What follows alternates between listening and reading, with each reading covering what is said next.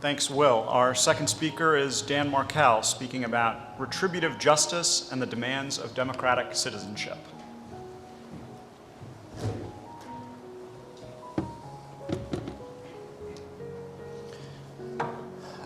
Greetings, everybody. Thank you very much to Nick and to Eugene and to Todd and all of my co-panelists, as well as to the wonderful folks at the Federalist Society who have been so exceedingly generous to me over this last year.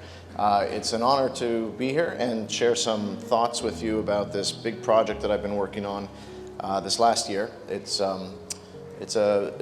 unfortunately an incredibly and an exceedingly long piece, and unfortunately Eugene got tasked with reading about the 130 pages of it. So it's probably going to become the basis of a book, and I look forward to getting your thoughts about it. And let me just sort of give you a few of the bullet points of the argument, and then if you have questions or want to follow up later, you can find me in or download the paper on SSRN.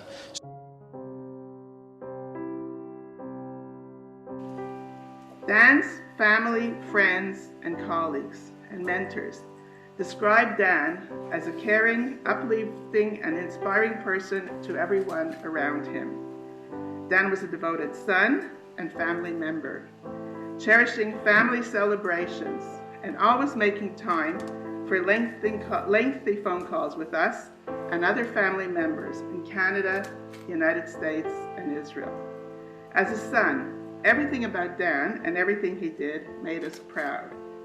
From his love of music, dance, sports, and travel, to his dedication to and hard work in school, culminating in his acceptances into Harvard University. As an undergraduate in Cambridge, England, where he earned a master's degree in political theory, and finally Harvard Law School, where he received his JD and began his impressive legal career. After graduating law school, Dan served as a law clerk for a federal circuit court judge, and then worked as an associate at a prestigious law firm in Washington. Of all my son's accomplishments, however, I am most proud of the father Dan was to his beautiful boys, Lincoln and Ben. It is hard to capture in words the joy and excitement I felt when Dan became a father and I became a grandmother. I derived even more joy and happiness watching Dan raise his two boys. Dan was a present, devoted, loving, supportive, selfless father, and he always acted with the best interests of his boys. Dan regularly attended the boys' daycare, leading holiday programs for all the children. Dan's office and home were covered with the boys' drawings, and the family's living room was always full of the boys' toys. Regardless of the situation, Dan always put his children's safety and well-being ahead of his own. Lincoln and Ben loved their father. He was their hero. Dan offered the world his love, his wisdom, opinion, his energy, his friendship, and his warmth. Since the day he was born, Dan was alert and energetic. He did not waste this energy. He used it to live life to the fullest. For example, even in his short life, he pursued his passion for travel, and he lived in many cities: Montreal, Toronto, Boston, New York, London, Jerusalem, Washington, D.C., Phoenix, San Francisco, Miami, and Tallahassee. He made many friends all over the world and continued to stay in touch with everyone he befriended. When Dan moved to Tallahassee, he quickly became an integral part of the community. Dan made many close friends at FSU and in the broader Tallahassee community. He regularly attended community events and frequently hosted others at his home.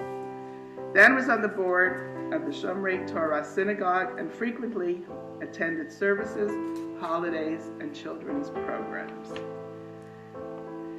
Dan's murder has not only deprived his large network and community of a dedicated and caring family member and friend, it has also deprived the world of a brilliant attorney, teacher, and legal academic. Dan also co-founded a blog called Prof's Blog, which focuses on a variety of topics related to law and life. Due to Dan's amazing dedication and tireless work, Prof's Blog continues to grow and inspire legal scholars and students around the world. In addition to Dan's scholarship, Dan was a devoted professor who was deeply involved in the FSU community. Dan was passionate about teaching, and his students adored him. Dan served on the law school's recruiting committee and worked to recruit high-level academics to FSU, including by personally hosting most of the recruits and new faculty members. Dan's energy, drive, and sociability enhanced the student body and the faculty of the FSU College of Law.